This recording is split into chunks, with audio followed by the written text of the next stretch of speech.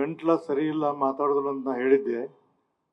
ಮುಖ್ಯಮಂತ್ರಿಗಳು ನಾನು ಬಿಡುದಿಲ್ಲ ಅಂತ ಗೊತ್ತಿತ್ತು, ಆದರೂ ಸಹಿತ ಪ್ರಯತ್ನ ಮಾಡಿದೆ.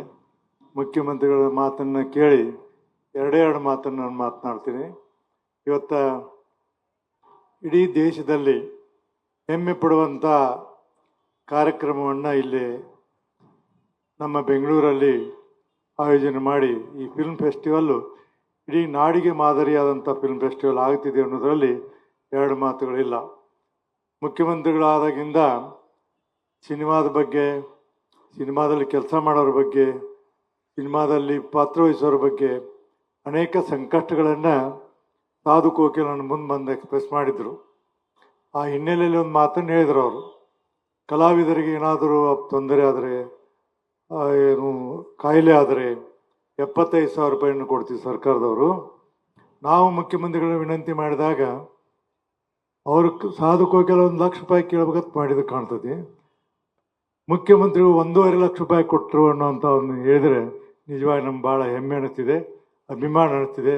ಅಂದರೆ ಅವರು ಸಿನಿಮಾ ಪ್ರಪಂಚದಲ್ಲಿರುವಂಥ ಜನರಿಗೆ ಎಷ್ಟೊಂದು ಉತ್ಸಾಹವನ್ನು ಕೊಡ್ತಾರೆ ಅನ್ನೋದನ್ನು ಬೇರೆ ಹೇಳಬೇಕಾಗಿಲ್ಲ. ಇದು ಒಂದು. ಇವತ್ತ ಸಿನಿಮಾಗಳು ಅವರು ನಮ್ಮ ಇರ್ಸದ್ ಹೇಳುವಾಗ ನಮಗೆ ನೆಮ್ಮದಿ ಅನ್ನೋದು ಜೀವನದಲ್ಲಿ ಭಾಳ ಕಡಿಮೆ ಎಲ್ಲರಿಗೂ. ಭಾಳ ಜನರಿಗೆ ನಾವು ನೋಡಿಲ್ಲ, ಎಷ್ಟು ಜನ ಇದೀವಿ ನಾವು, ಎಷ್ಟು ಜನ ನಾವು ನೆಮ್ಮದಿಯಿಂದ ಇರ್ತೀವಿ ಅನ್ನೋದನ್ನು ವಿಚಾರ ಮಾಡಿದ್ರೆ ಭಾಳ ಕಷ್ಟದ ದಿನ ಅನ್ನೋದನ್ನು ನಮಗೆಲ್ಲರಿಗೂ ಮನವರಿಕೆ ಆಗಿದೆ. ಅಂಥದ್ರಲ್ಲಿ ಇವತ್ತೇನು ಸಿನಿಮಾಗಳು ಬರ್ತಾವೆ, ಸಿನಿಮಾ ನಾವು ನೋಡೋಕೆ ಹೋಗ್ತೀವಿ, ಆವಾಗ ಕನಿಷ್ಠ 3ರಿಂದ 3.5 ತಾಸು ಜಗತ್ತಿನ ಭ್ರಮೆಯನ್ನೆಲ್ಲ ಮರೆತು ಮಾನಸಿಕವಾದಂಥ ನೆಮ್ಮದಿಯನ್ನು ನಾವು ಪಡ್ಕೋಬೇಕಂತಂದ್ರೆ ಅವು ಸಿನಿಮಾ ಟಾಕೀಸ್ಗಳು, ಸಿನಿಮಾ ಅನ್ನೋದನ್ನು ಭಾಳ ಅಭಿಮಾನದಿಂದ ಹೇಳಿ ಇಷ್ಟಪಡ್ತೀನಿ. ಈ ಹಿನ್ನೆಲೆಯಲ್ಲಿ ಇವತ್ತು ಮೊಬೈಲು, ಟಿ ವಿ ಇವೆಲ್ಲ ಬಂದಾವ, ಇವೆಲ್ಲ ನೋಡ್ಬೋದು. ನಮ್ಮ ಬೆಂಗಳೂರಲ್ಲಿ ಸುಮಾರು ಸಿನಿಮಾ ಟಾಕೀಸ್ಗಳಿದ್ದು ಬರ್ತಾ ಬರ್ತಾ ಸಿನಿಮಾ ಅಲ್ಲಿ ನಡೆಯಲ್ದೆ ಅದಕ್ಕೆ ಅವನ್ನೆಲ್ಲ ಥಿಯೇಟ್ರ್ಗಳನ್ನು ಕೆಡೆದು ಕಾಂಪ್ಲೆಕ್ಸನ್ನು ಕಟ್ಟುವಂಥ ಕೆಲಸಗಳನ್ನು ನೀವು ನೋಡ್ತೀರಿ, ಇಷ್ಟೆಲ್ಲ ಮಾಡಿದ್ದೀರಿ. ಈ ಹಿನ್ನೆಲೆಯಲ್ಲಿ ನಾವು ಹೇಳಿದೆವು, ನಾವೆಲ್ಲ ಸಣ್ಣವರಿದ್ದೀವಿ. ಬಿ ಆರ್ ಪಂತೂಲ್ ಅವ್ರದ್ದೊಂದು ಸ್ಕೂಲ್ ಮಾಸ್ಟರ್ ಅಂತ ಒಂದು ಸಿನಿಮಾ ಬಂದಿತ್ತು. ಆ ಸಿನಿಮಾವನ್ನು ನೋಡಿದವರು ಒಬ್ಬರು ಸಹಿತ ಕಣ್ಣೀರು ಹಾಕದೆ ಹೋಗಿಲ್ಲ, ಅಷ್ಟೊಂದು ಉತ್ತಮವಾದಂಥ ಸಿನಿಮಾವನ್ನು ಮಾಡ್ತಿದ್ರು.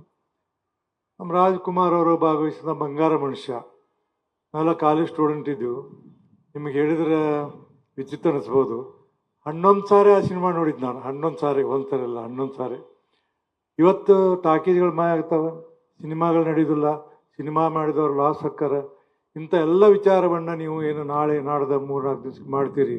ಕೇವಲ ಸಿನಿಮಾಗಳನ್ನು ಪ್ರದರ್ಶನ ಮಾಡೋದ್ರ ಕೂಡ ಸಿನಿಮಾದಲ್ಲಿರುವಂಥ, ಸಿನಿಮಾದಲ್ಲಿ ಕೆಲಸ ಮಾಡುತ್ತಿರುವಂಥ, ಸಿನಿಮಾದಲ್ಲಿರುವಂಥ ಆ್ಯಕ್ಟ್ರಸ್ಸು ಬೇರೆ ಬೇರೆಯವ್ರಿಗೆ ಏನೇನು ಸಮಸ್ಯೆಗಳದಾವೆ, ಯಾಕೆ ಇನ್ನೂ ಅಲ್ಲಿಗೆ ಸಿನಿಮಾ ನಮ್ಮ ರಾಜ್ಯದಲ್ಲಿ ಇನ್ನೂ ಹೆಚ್ಚು ಹೆಚ್ಚು ಸಿನಿಮಾಗಳು ಬರೋದಕ್ಕೆ ಸಮಸ್ಯೆಗಳದಾವೆ, ಇವನ್ನೆಲ್ಲವನ್ನು ಚರ್ಚೆ ಮಾಡಿ ಸರ್ಕಾರಕ್ಕೆ ನಿಮ್ಮಲ್ಲಿ ಇರುವಂಥ ನ್ಯೂನತೆಗಳನ್ನು, ತೊಂದರೆಗಳನ್ನು ಸರ್ಕಾರಕ್ಕೆ ಕೊಟ್ಟರೆ ಖಂಡಿತವಾಗಿ ಸರ್ಕಾರ ನಿಮ್ಮೆಲ್ಲರಿಗೆ ಸಹಾಯಕ್ಕೆ ಬರುವಂಥ ಕೆಲಸವನ್ನು ಮಾಡ್ತಿದೆ ಅನ್ನುವಂಥ ಭರವಸೆಯನ್ನು ನಾನು ಮುಖ್ಯಮಂತ್ರಿಗಳ ಪರವಾಗಿ ಹೇಳಲಿಕ್ಕೆ ಇಷ್ಟಪಡ್ತಿದ್ದೀನಿ.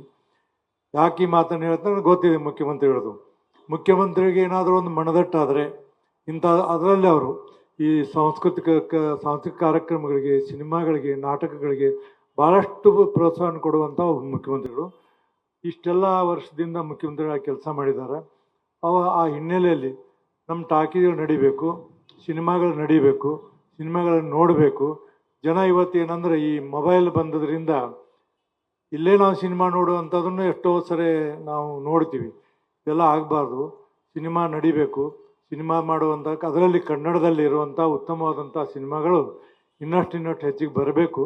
ಹೆಚ್ಚಿಗೆ ಬರಬೇಕಾದ್ರೆ ನಮಗೆ ಎಲ್ಲ ರೀತಿಯಿಂದ ಸಹಕಾರವನ್ನು ಕೊಡಬೇಕಾದಂಥವ್ರು ನಾವು.